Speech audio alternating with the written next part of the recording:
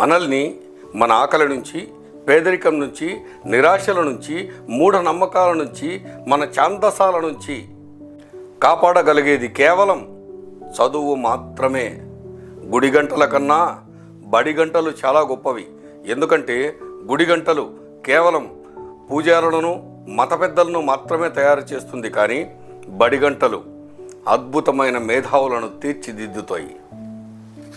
బడి గంటలకు కులం, మతం, జాతి, వర్గం, వివక్ష ఏది ఉండదు. ప్రతి ఒక్కరిని మేధావులుగా తీర్చిదిద్దాలనే తపన తప్ప. వినయము, వినడము లేకుండా విద్య రాదు, విజయము రాదు. అహంకారం వెంట అవమానం వస్తుంది. వినయం ఉన్న వారి వద్దకు మాత్రమే విద్య వెతుక్కుంటూ మరీ వస్తుంది.